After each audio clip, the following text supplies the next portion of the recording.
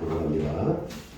인자가 많은 고난을 받고 장로들과 대제사장들과 서기관들에게 버림받아 죽임을 당하고 사흘 만에 살아나야 할 것을 비로소 그들에게 가르치시되 드러내놓고 이 말씀을 하시니 베드로가 예수를 붙잡고 항변하니 예수께서 돌이키사 제자들을 보시며 베드로를 꾸짖어 이르시되 사탄아 내 뒤로 물러가라 내가 하나님의 일을 생각하지 아니하고 오히려 사람의 일을 생각하는도다 하시고 우리와 제자들을 불러 이르시되 누구든지 나를 따라오려거든 자기를 부인하고 자기 십자가를 지고 나를 따를 것입니다. 아멘. 여러분들 요즘 꽃이 많이 피잖아요. 여러분들이 꽃을 보거나 또 요즘 이제 꽃 축제가 시작될 때입니다. 그러면 이제 꽃을 다 이렇게 보고 있으면 어때요? 기뻐요. 네, 기뻐. 여기 정답은 기뻐요. 네. 무엇을 쳐다보는데 에이씨 그러면 이제 기쁘지가 않은 거죠. 무엇을 쳐다보는데 이 꽃을 보는데 나도 모르게 기쁨이 와요. 대상을 바라볼 때 기쁩니다. 여러분 예수님을 바라보시기 바랍니다. 네, 기쁨이 생겨요. 기쁨이 안 생겨요. 나는 왜 이래? 원망이 생겨요. 그럴 경우도 있어요. 그런데 그 기쁨을 주는 대상인 예수님께 주목해야 돼요. 주목하면은 그분이 나에게 기쁨이 되어서 와요. 그게 이제 우리 신앙생활에 이제 잘하고 있는 거죠. 그런데 예수님을 쳐다봐도 기대도 없고 어떤 때 실망스럽고 왜 나에게 고통을 주시나 하는 그런 고민이 생긴다. 그럴 때는 정말 우리가 시험 가운데 고난 가운데 있다는 것을 알게 됩니다. 그런데 예수님의 그 마음을 알게 되거나 또는 예수님이 정말 나에게 본 의도는 그게 아니었구나 라는 것을 깨닫게 될 때 마음에 기쁨이 생깁니다. 사람이 기쁨이 생기면요 굉장히 너그러워져요. 제가 마음이 기쁘잖아요. 그러면 누가 와서 시비를 걸어도 네네네 그렇게 하거나 또는 여유가 있어지고 그렇습니다. 그래서 오히려 여러분들의 삶에 고난이 올 때 먼저 해야 될 것은 그 문제를 해결하는 것보다 예수님과 만남을 통해서 기쁨을 회복하는 거예요. 환경은 절대 기쁘지 않아요. 그런데 그 환경 속에서 견딜 수 있는 힘이 예수님에게로부터 오기 때문에 그렇습니다. 오늘 예수님께서 베드로와 대화를 제자들이 여럿이 같이 있었던 것 같아요. 근데 예수님께서 제자들에게 이렇게 말씀하셨습니다. 내가 이제 십자가를 지고 이제는 죽음을 당할 것이다. 그러나 사흘 후에 살아나리라 이렇게 말씀하셨습니다. 그럴 때에 이 베드로가 32절에 보니까 예수를 붙들고 항변했다 그럽니다. 항변은 뭔지 알겠죠? 그러시면 안 됩니다. 어째 우리를 냅두고 그렇게 할 수 있습니까? 당신 죽을 수 없습니다.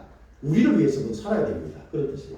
그러니까 베드로가 갖고 있던 예수님을 모시고 있었지만 예수님을 모시고 난 다음에 어떤 계획이 있었어요. 예루살렘에 이제 들어가서 한 자리 할 때 요한과 예수님 양 우편에 야고보와 요한 중에 하나를 제끼고 예수님 좌우편에 앉는 그런 꿈을 꾸고 있었다는 거예요. 우리가 예수님의 12제자 중에 시몬인 셀롯 땅이라는 시몬인 한 사람이 열심당원이었어요. 열심당원은 무장 봉기를 통해 가지고 이 로마의 그 박해로부터 벗어나자 그런 사람들이었어요. 예수님 제자들 중에도 그런 사람이 있었어요. 그 가운데 또 베드로, 안드레, 야고보, 요한이 그런 사람이었어요. 그러니까 야고보, 요한이 예수님 높은 자리에 올라가시면 그날에 왕이 되거나 그러면 좌우편 우리에게 한 자리씩 달라 그런 얘기를 하는 거예요. 그리고 베드로도 예수님이 겟세마네 동산에서 이렇게 잡혀가실 때 칼을 들어서 제사장의 종인 말고의 귀를 잘랐잖아요. 그러니까 칼을 항상 품고 있었다는 거예요. 예수님 제자 중에 열심 당원도 있고 그렇지 않은 사람도 있었어요. 우리가 알다시피 나다나엘 같은 사람은 시대가 어쨌거나 저쨌거나 간에 무화과 나무 밑에서 기도하는 사람, 또 세리 마태 같은 사람도 열심 당원하고는 거리가 멀잖아요. 어떻게 로마에 잘 짬짬해서 잘 살아보리라 그랬던 사람이에요. 근데 이 베드로가 이렇게 항변한 이유는 자기의 계획이 있었어요. 나의 계획. 하나님의 성령의 계획이 아닌 나의 계획이 있었어요. 왜 나의 계획을 누가 뒤틀었습니까? 예수님이 뒤틀어버렸단 말이에요. 우리가 기도 생활을 하면서 신앙생활을 할 때 여러분들이 하나님 앞에 다 맡긴다고 그러지만 사실은 그렇지 않고 나의 계획이 있어요. 내가 이렇게 해서 점프를 해서 어떻게 하고자 하는 마음이 있어요. 근데 그게 이게 틀어지면은 예수님에게 화낼 수 있어요. 여기도 항변했다 그랬잖아요.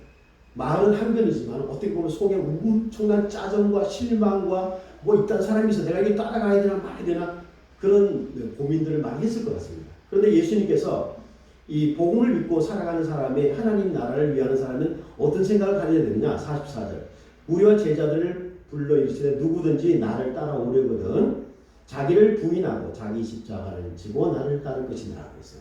그러니까 자기를 부인해라 이거예요. 자기를 부인한다는 얘기는 나의 존재 자체를 부인하라는 게 아니에요. 내가 갖고 있는 이 육체의 소욕이 있잖아요. 내가 예수님을 모시고 예루살렘에 들어가서 어떻게든지 한 자리 하겠다. 그런 계획, 나의 욕심, 육체의 소욕을 내려놔야 되는 거예요. 그리고 내가 원치 않지만은 자기 십자가를 지고 따라오라는 거예요. 이 십자가는 누가 지고 싶습니까?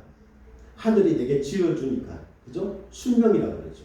네, 우리가 하나님 앞에 소명을 받았다 그랬잖아요. 그걸 지고 나를 따라오라 이렇게 말했습니다.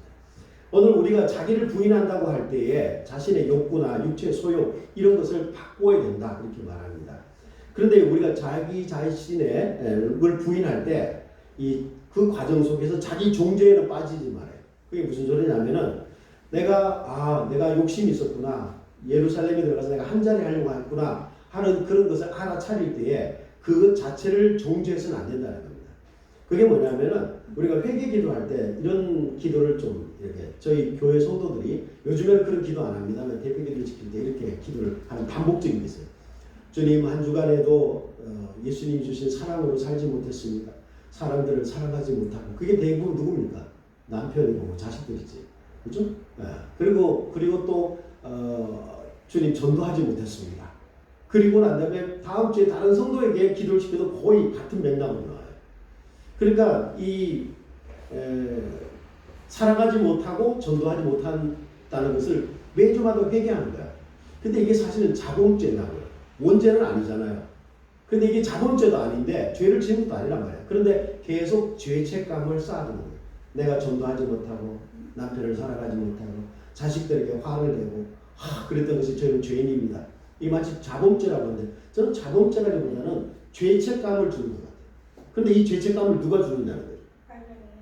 그렇죠. 악한 영이 주는 거예요. 그러니까 그렇게 해서 자기 존재를 깎아먹는 짓은 하지 말라는 거예요. 사람들은 되게 이것을 겸손이라고 착각하는 경우가 있습니다. 그래서 자기 부인이라는 것은 자기 안에 있는 욕심, 이 숙체의 소욕을 따라가는 걸 알아채고 거기서만 돌아왔으면 됩니다. 마태복음 27장 3절에서 5절 내용이 뭐냐면은 유다가 예수님을 팔았잖아요. 내가 잘못했다. 그리고는 은30을 제사장한테 돌려주면서 내가 무죄한 사람을 팔았습니다. 이렇게 말해요. 제사장이 뭐라냐? 네가 알아서 해라. 그렇게 말해요. 그런데 유다가 어떻게 했냐면은 내가 무죄한 피를 팔고 죄를 범하였다 했다는 말이에요. 내가 무슨 상관이냐? 그랬더니 이 유다가 결정한 게 뭐냐? 은을 성소에 던져놓고 물러가서 스스로 목며 죽이니라.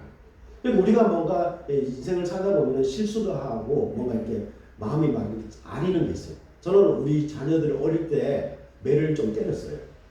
그게 이제 저의 어떤 훈육 자체가 아니라 사실 인간이 그렇게 좀 이렇게 상처받은 인간이 또다시 자녀에게 손을 댄 거죠. 그런데 그럴 때를 생각하면은 가슴을 콕콕 찌르는 거예요. 되돌릴 수도 없잖아요.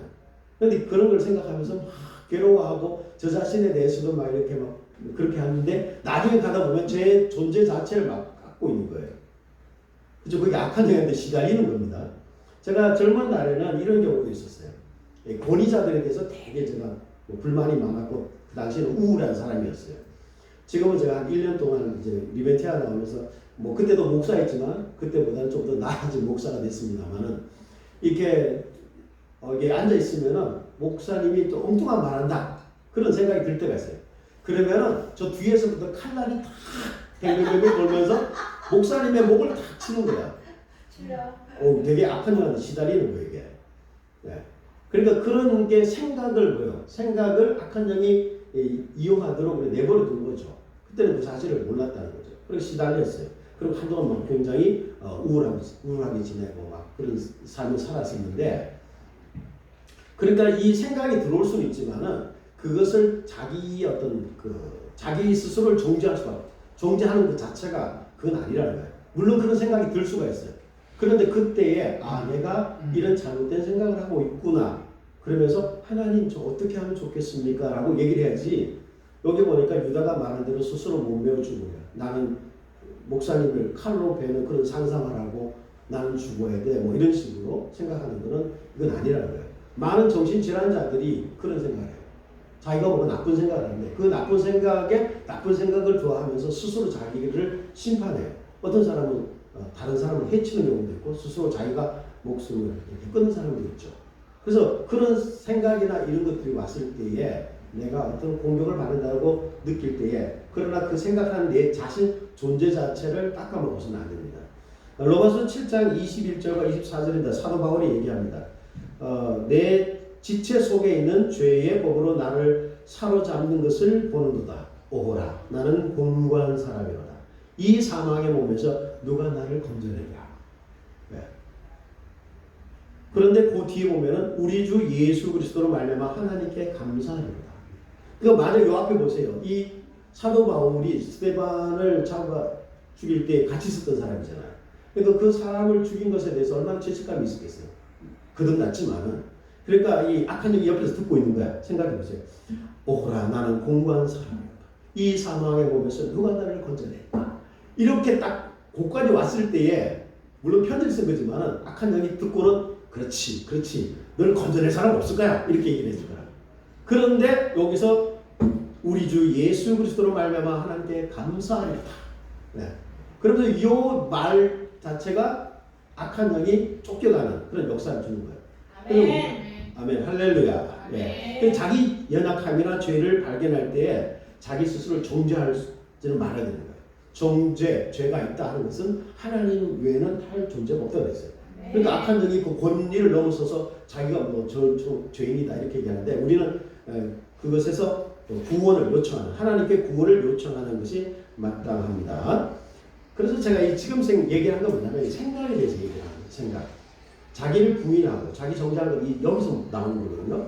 그래서 예배할 때 여러분들이 신령과 진정으로 예배하라는 말씀이 있잖아요. 그래서 신령과 진정이 뭐냐?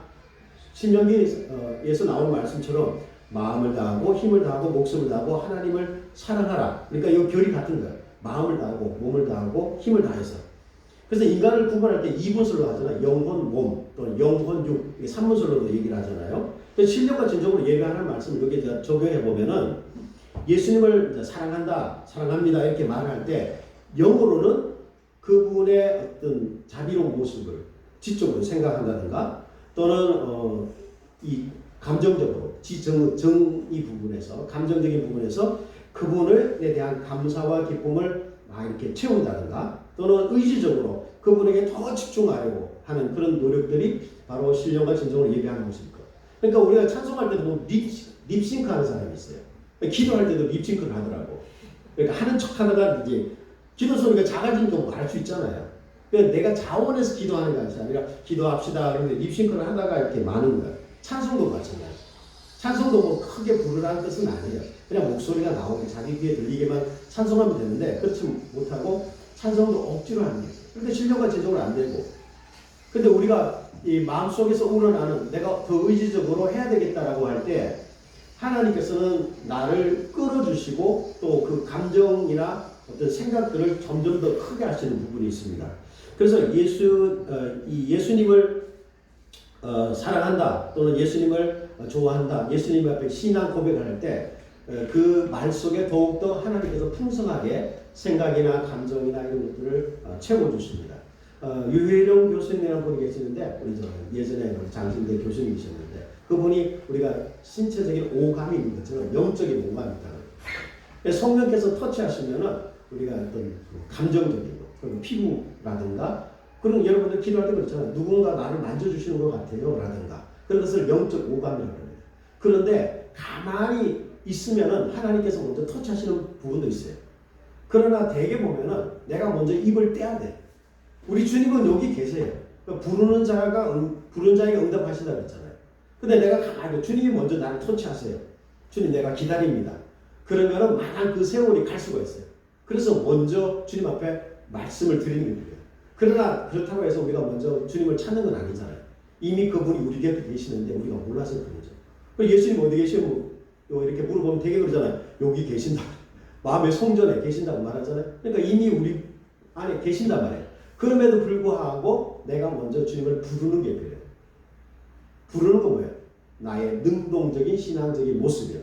그러면 부르면은 주님께서 대답하세요. 제가 조금 전에 이렇게 기쁨을 주세요. 이번 주에 오면서 제가 뭘 위해서 특별히 기도할까요? 이렇게 기도를 늘 하고 옵니다. 그랬더니 리벤티아가 희열이란 말인데 희열이 더 다시 회복됐으면 좋겠다. 그런 마음이 들었어요. 그래서 여기 와서 이제 하나님 우리에게 기쁨을 주세요. 제가 기쁨을 주세요라는 것은 저의 능동적인 기도잖아요. 그렇죠? 그런데 이렇게 기도하는데 막에 보슬비 같은 게 떨어져요. 그건 누구 거예요? 제 생각이지만 사실 그 생각을 이끌어 주시는 분은 우리 성령님이신 거예요. 그러니까 주님 보슬비가 떨어지는데 여기서 만족하면 안 되잖아요. 주님 더 소나기처럼 이렇게 말로서 생각으로 이렇게 한단 말이에요. 근데 보슬비가 소낙비가 되더라고요. 지금 봄비잖아요. 봄비가 내릴 때잖아. 그래서 더 내려주세요.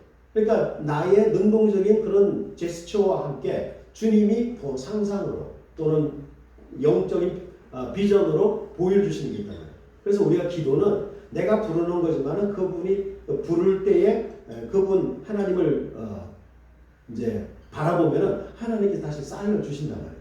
그래서 기도를 보면은 우리가 하나님께 요청하고 그러니까 다시 하나님 응답하시고 하고 응답하시고 그런 반복된 게 와요. 그러나 더 깊은 기도에 가면은 이제는 하나님이 끌고 가시는 거예요.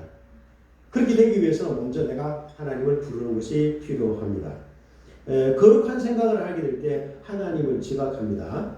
어떤 사람들은 나쁜 생각을 하게 될 때가 있어요. 그 나쁜 생각에 시달리는 사람이 있습니다. 어떤 사람은 누군가가 지나가는 사람을 보고 때리라고 그랬다. 또 어떤 사람은 심각하게 정신질환이 있는 사람은 사탄이 시켰다 이런 말을 하잖아요. 생각 자체가 누구에게 시달리나 누구에게 통제를 받고 있느냐. 그러면 다른 말로 표현하면 나의 생각을 하나님께 드려야 되겠죠. 그죠? 내가 내 자신이 생각하는 것 같지만 이 생각의 영역을 하나님께 드리는 게 필요해요. 그래서 드리면은 그분이 나의 생각을 가지고 하나님의 생각으로 비전으로 자꾸 이끌어 가십니다. 근데 보통 내 생각에서 보통 올라오는 것이 선하게 잘 없어요. 네. 왜냐하면 그게 죄인이기 때문에. 죄인이에요. 저는 뭐 아이디어도 오고 뭐 좋은 생각도 많습니다. 그렇게 생각될 때는 성령님이 나와 함께 하시고 나를 돕는구나 이렇게 생각해야 돼요. 인간이 죄인인지라 잘 나가다가도 삐딱하게 나가는 게 인간이에요.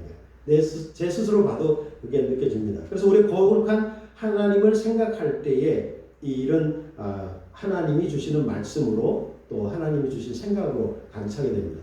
우리가 기도할 때 이런 그 확신에 따라서 좀 3단계가 있는 것 같아요. 하나는 기도하니까 이런 생각이 들었습니다.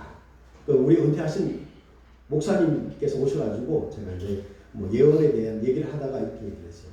기도하다 보니까 어떤 생각이 들어 이러더라고요. 예, 그게 바로 예언입니다. 이렇게 말씀드렸어요. 그 왜 그러냐면은 기도할 때 뭔가 생각이 들어요. 이게 거룩한 하나님이 주시는 마음이거든요. 근데 생각이 들어요라고 표현하는 사람이 있어요. 근데 두 번째는 기도하는데 이런 감동이 옵니다. 이렇게 말하는 사람이 있어요. 세 번째는 하나님께서 말씀하셨습니다. 이렇게 말. 그게 만약 기도에 대한 확신이 있으면 그렇게 선포하는 거예요. 캐리그마라고 얘기하잖아요. 선포. 그러니까 선포하면은 그게 이루어져요. 근데 사람들이 그게 이게 하나님 말씀하셨다고 말하기는 조금은 자신감도 없고 그렇게 되니까 뭐 감동이 생겼습니다. 아니면 또는 뭐 생각이 듭니다. 이런 말로 표현합니다만 분명한 것은 하나님께서 우리 생각을 통해서 하나님이 일하시는 것을 꼭 또한 지혜를 부어주시는 것입니다. 하나님에 대한 헌신이 있는 사람들은 물질 어떤 행위 마음을 드립니다. 그럼 우리가 헌신이라 그러면 뭐 그냥 봉사나 또는 헌금이나 이렇게 국한되잖아요. 그게 아니라 마음을 드리는 거. 우리 하나님께서도 내가 네 마음을 원한다 이렇게 말씀하셨거든요. 그래서 마음은 생각과 감정, 의지, 혼의 영역이란 말이죠. 그래서 생각도 헌신할 수 있다. 그래서 제가 기도시키면 예수님을 상상해 보세요 이렇게 말할 때 이거 내 생각 아니에요? 이렇게 말해요. 맞아요. 내 생각 아니에요. 근데 내 생각인데 하나님께 헌신하십시오. 하나님께 드리십시오. 물질을 드리면 거는 있잖아요. 물질을 드리는 건 헌금하는 건 들 수 있잖아요. 근데 왜 생각을 못 드리냐고요. 요즘 헌금을 드리는 것처럼 생각도 하나님께 드리세요. 그러면 하나님께서 이 생각을 이끌어 가십니다. 죄의 삭스로 말미암은 죄된 생각을 물리치고 믿음의 생각으로 채우는 것이 헌신입니다. 그래서 이제 자기 자신의 생각을 내 생각이라고 제한하지 말고 나의 능동적인 생각을 하나님 앞에 의탁하고 또 하나님께서 끌어가시는 것을 보는 것, 그것이 바로 기도입니다. 제가 좀 전에도 기도할 때 기쁨을 달라고 기도했잖아요. 그럼 기쁨이 우리가 하늘부터 내려오지만은 이 배에서부터 예수님께서 생수에 가기 그런다고 그러셨거든요. 그래서 배를 이렇게 부여잡고 주님 생수를 달라고 또 기쁨을 달라고 그랬어요. 그럴 때 감정으로 신체적인 변화가 여기서부터 쭉 이렇게 마치 그 탄산처럼 기쁨이 쭉 올라오는 게 느껴졌어요. 오늘 우리가 살다 보면은 어떤 근심이나 걱정이나 어떤 염려가 이런 것 때문에 생수가 올라오지 못하고 이렇게 막 바위를 막는다고. 이게 한 개다 한 개 막아. 그러다 보니까 이제 이게 기쁨이 안 올라와요. 그러면 어떻게 파쇄가 되겠죠. 여러분 주님께서 이걸 파쇄하고 또 여러분의 안에 기쁨이 올라오기 위해서 주님 앞에 먼저 말씀을 걸어보길 바랍니다. 지금 이 시간에는 기도 실습을 한번 해보게 합니다. 먼저 기도 제목을 한 가지 정하시기 바랍니다. 나중에 우리 목사님들 예언할 때도 기도 제목을 하실 수 있겠지만은 그래서 기도 제목을 하나 선정하시고 선정하셨어요? 네. 그러면은 그 기도 제목을 머리로 상상하시기 바랍니다. 그 기도 제목이 이루어지지 않는 것에 대한 속상함 또는 염려 될 수 있겠나? 그런 생각이 들겠죠? 부정적인 생각 그거를 버리십시오. 어떻게 버려야 돼요? 그냥 버리면 돼요. 흘러가는 물에 띄우든지 아니면 밟아버리든지. 어떤 사람은 제가 도끼로 내리친대 그런데도 불구하고 찝찝하대요. 그러면 이제 용광로에 버리라고 그랬더니 거기다 버리겠다 이렇게 얘기를 하더라고요. 그래서 오는 자기 자신의 육체의 소욕에서는 부정적인 생각이든지 탐욕이든지 아니 염려나 근심이든지 일단 버리는 것이 필요합니다. 그리고 부정한 생각과 싸워야 된다. 내 생각일 뿐이야. 현실이 그런데 어쩌겠어. 자신 없는데 이런 게 있을 수 있을 겁니다. 근데 그것조차도 버리는 겁니다. 그런 생각을 한다고 해서 문제가 해결되는 건 아니거든요. 자, 내 스스로 의지적으로 버리고 난 다음에 예수님을 생각하십시오. 모든 만물의 주인이신 예수님. 그분을 초청하시기 바랍니다. 내 삶의 불편함과 또 이루어지지 않는 데 속상함. 그것을 모든 것을 해결할 수 있는 분이 우리 예수님이십니다. 그 예수님을 생각하십시오. 그것은 여러분의 의지적인, 능동적인 기도입니다. 그러면 그 예수님을 바라보십시오. 그러면 예수님의 어떤 모습이나 어떤 여러분들에게 주시는 메시지가 있을 겁니다. 그걸 우리는 수동적이라고 합니다. 따라가는 거예요. 예수님이 혹시 나를 이끌고 저쪽으로 걸어가시는 모습도 보입니다. 여러분들을 데리고 그 예수님, 구세주이신 예수님을 생각하는 겁니다. 그리고 예수님께서 베풀어 주실 풍성한 은혜를 생각하십시오. 여러분 마음대로 예수님께서 그러셨잖아요. 내 이름으로 구해라. 내가 시행하리라. 그래서 여러분이 겸손하게 생각하지 말고 여러분이 원하는 대로 구하란 말이에요. 될 수 있으면 많이. 이건 너무 욕심 부리는 거 아니에요? 아니야. 야곱처럼 좀 욕심을 내십시오. 여러분이 생각하는 것이 여러분이 바라보는 비전이 될 것입니다. 풍성한 은혜를 상상하십시오. 자, 그리고 성령님께서 주시는 지혜를 가지시고 또 지식을 따라가시기 바랍니다. 그것은 내가 생각하는 것이 아닙니다. 주님께서 이끌어 가신 대로 보이는 대로 더 지혜를 구하시기 바랍니다. 자, 기도하겠습니다. 하나님 아버지 감사합니다. 우리의 생각을 주님께 드립니다. 우리의 생각을 사용하여 주옵소서. 거룩한 생각, 믿음의 생각, 비전의 생각을 갖게 하소서. 우리 성삼위 하나님은 창조주이십니다. 그 창조주 하나님의 그 창의성을 우리에게 부어 주시옵소서. 우리가 막다른 골목에 있다고 생각할 때 구원해 주실 분은 우리 예수 그리스도이십니다. 주님, 우리에게 손을 내밀어서 인도하시오니 막혔던 담이 허물어지며 또한 주님께서 이 길을 인도하시오니 우리를 그 길로 또 사거리로 또 인도하십니다. 우리가 어디로 가야 될지 어느 방향으로 가야 될지 주님께서 가르쳐 주옵소서. 우리에게 하늘의 지혜와 하늘의 지식을 부어 주시옵소서. 나사렛 구주 예수님의 이름으로 기도드립니다. 아멘.